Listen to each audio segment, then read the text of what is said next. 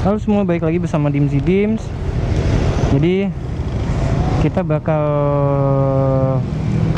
ngomongin apa hari ini ya, semoga tidak ini ya, semoga tidak hujan karena ini anginnya udah kenceng banget. Jadi bisa selesai videonya sebelum hujan ya. Jadi hari ini kita bakal ngomongin tentang kekurangan Honda CBR 150R menurut gua ya. Oke.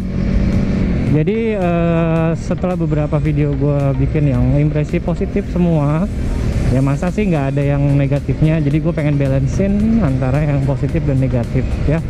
Mau tahu gimana videonya? Stay tune ya.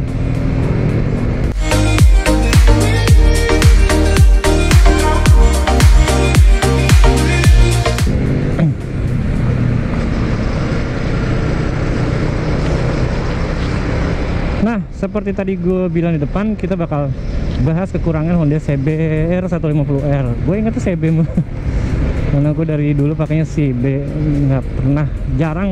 Gue tadi pengen beli CBR, tapi belinya katanya CB. Oke. Pertama adalah performanya ya. Ya, jadi kita tahu lah semuanya kalau misalnya dalam keadaan standar ini si CBR 150R ini adalah inferior dibanding kompetitornya yang sudah berada di 19 horsepower ya. Jadi sedikit banyak ya bedanya jauh lah. Ini kan on crank itu 17, sedangkan yang lain 18 dan 19. Jadi cukup inferior sih kalau gue bilang. Tapi ya memang mesin si CBR 150R ini karena turunan dari K56 itu turunan dari CBR 150R yang dulu, gen pertama, gen kedua. Jadi memang tidak diperuntukkan untuk performa ya. Karena si Honda CBR ini 150 single R di belakangnya itu menganut sport touring. Jadi tidak ada namanya ya ngebut-ngebutan pakai sport touring gimana sih gitu loh. Kayak teman-teman pakai CB 150 Verza ngadunya sama Vision R gitu ya. Gitu. Itu kelemahan pertama dari motor ini ya, mesinnya inferior. Terus kedua adalah spek mesinnya yang near square itu sangat balance sekali, sehingga ya untuk penyuka apa namanya speed lover itu kayaknya kurang ya. Ya. Karena kenapa di atasnya itu tidak ada tenaga sama sekali, karena dia menganut near square ya udah gitu loh.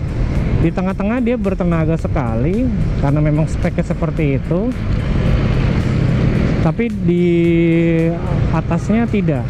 Kalau bawah bisa diakali dengan mapping, namun tidak dengan spek mesin ya yang udah near square gitu. Sebenarnya sih lebih kepada overstroke, karena langkahnya lebih besar daripada bore ya. Tapi tetap aja ada namanya kelemahan di dalam mesin itu. Saking balance-nya itu ya, itu kelemahannya adalah balance gitu ya. Lalu apa dari segi desain sih, pertama adalah gue suka dari setengah ke depan sangat-sangat proporsional dengan garis-garis tajam dari CBR series gitu ya. Kan ada CBR ini kan plek-tiplek bodinya dengan CBR 250RR gitu ya. Kecuali di tangkinya dia lebih molding apa klasikal, berbeda ya, berbeda bentuk. Nah, tapi setengah ke belakang gua rasa perlu ada penggemukan nih gitu kan. Entah dari swing armnya kah, entah dari apanya kah gitu kan. Yang penting ada gemuk dikit gitu loh. Jadi ini sangat-sangat cungkring dibandingkan dengan bodi depannya gitu. Gue nggak suka sih sebenarnya. Udah ada garis-garis tajam gitu ya, tapi ya begitulah, nggak sepadan dengan bodi depannya gitu loh ya. Jadi kalau apa namanya, orang udah, kalau perempuan ya, mohon maaf, kalau misalnya apa namanya kurang semok lah gitu loh, kalau bilang kan kalau Vespa itu semok bagian belakangnya proporsional gitu ya. Nah Motor-motor lain juga sama, lebih kepada ke kaki-kaki belakang. Di antaranya adalah si swing arm ini. Itu sempat gua bahas juga di di video gua ya. Jadi beberapa yang gua nggak suka dari si CBR 150R ini adalah desain belakangnya. Memang udah menganut 250RR, cuma ya gemukin dikit ke yang enggak. Nah, oke. Nah, kekurangan yang ketiga adalah Honda tidak menyematkan fitur apapun selain assist and slipper clutch ya. Memang improve ya, tapi sudah dipakai oleh kompetitor ya. Tinggal Suzuki saja sekarang yang belum pakai ya. Nah, itu fiturnya ya, itu ya kurang sih kalau gue bilang ya. Kayak bahkan ada yang dikurangi fitur ya, adjustable shock breaker belakangnya dikurangi.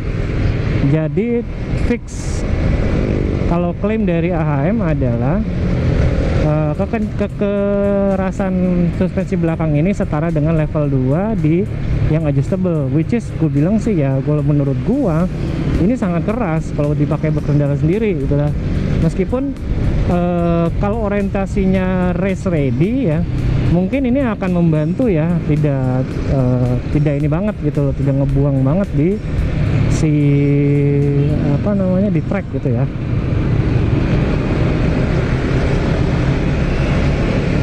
Nah, tapi kalau dipakai harian ini cukup menyiksa pantat belakang sih lama-lama kalau dipakai gitu kan. Jadi solusinya gimana? Jadi perlu busa yang lebih empuk sih kalau gue bilang, untuk mengimbangi kerasnya per ini. Kalau gue bilang sih busa CBR 150R ini ininya joknya itu udah cukup empuk sih kalau gue bilang. Cuma karena suspensi belakangnya keras, kayak gini aja lah. Kita semua tahu rahasia umum bahwa shockbreaker belakang Yamaha itu lebih keras daripada shockbreaker Honda Matic-nya ya. Dan gua konfirmasi ini bahwa di NMAX segala macam ya, dulu kan sempat ditukar-tukar sama X-Ride tuh punya NMAX, itu lebih enak. Nah, atas dasar itulah gua bilang ya, sebenarnya sih harusnya kalau misalnya mau kayak gitu untuk nyaman harian, joknya aja diempukin. Oh, ini kan enggak. Ya mohon maaf deh gitu kan. Jadi siapa?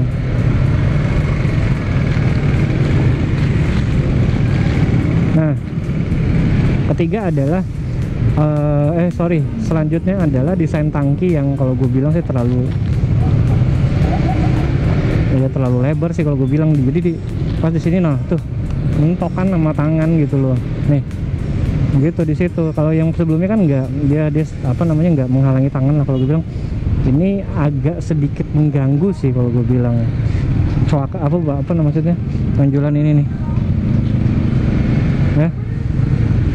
Terus apalagi kalau gue bilang sih, kekurangan selanjutnya adalah bannya yang gue juga pengen protes gimana gitu ya. Ini kan udah hey Honda, ini kan sudah 40 juta harganya, kenapa tidak di upgrade juga bannya?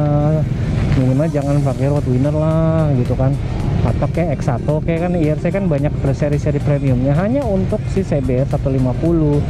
Memang sih maksud gue si motor ini udah murah gitu loh, ya enggak? Cuma ya harusnya ada peningkatan lah di segi kaki-kaki gitu ya. Outside down-nya udah keren banget gitu, cuma tidak dibarengi dengan sepatunya lah istilah kata gitu loh. Udah keren-keren cuma sepatunya ya begitulah gitu. Ya. Ketiga selanjutnya adalah kalau gua bilang getaran di mesin ya. Ini kalau udah menyentuh 8.000 9.000 ya, itu mulai ke getarnya cukup, gimana ya, getarnya cukup kerasa sih dari pergelangan tangan sampai paha gitu ya. Memang khas stroke panjang seperti itu ya, ingat stroke panjang memang khasnya seperti getaran, tapi harusnya bisa direduksi dengan baik. Ya kan gue bukan insinyur lah, jadi harusnya banyak orang yang harusnya lebih ngerti daripada gue gitu. Waduh, macet, mau hujan lagi ya, semoga hujannya enggak jalan deh ya. Oke, lalu adalah selanjutnya adalah kalau gue bilang sih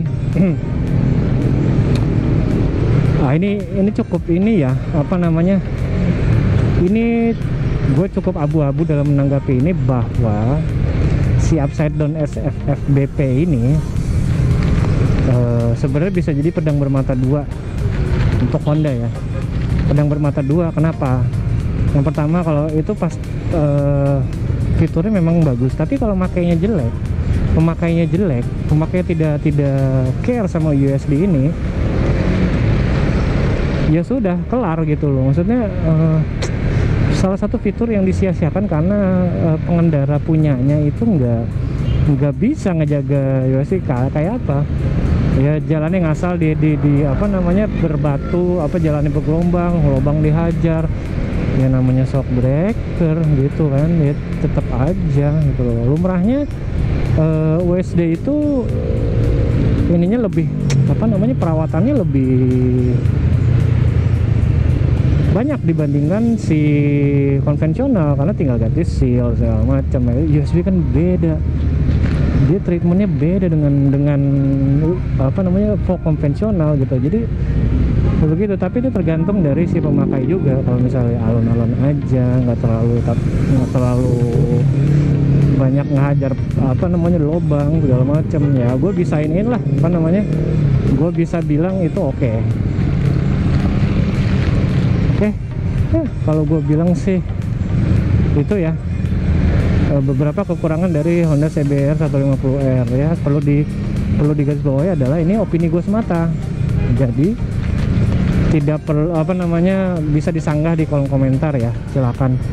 Tapi gue nggak begini bang, gitu bang, gue nggak setuju bang, silakan aja.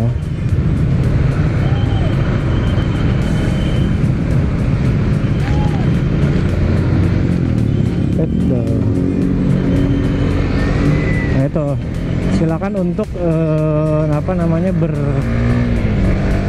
berdiskusi di kolom komentar dengan layak gitu ya. Jangan sampai ya bahasa-bahasanya tolong dijaga ya mas, kalau karena sebenarnya sih gue nggak males gitu loh kalau ada orang yang bener gimana ya gitu. Gue udah berbahasa begini baik dan bener, tapi yang komentar ya kayak orang nggak sekolah lah gitu loh ya. Oke, itu aja. Thank you for watching. Ketemu lagi dengan video selanjutnya dari Dimsi ya. Oke, Dimsi sign out. Thank you.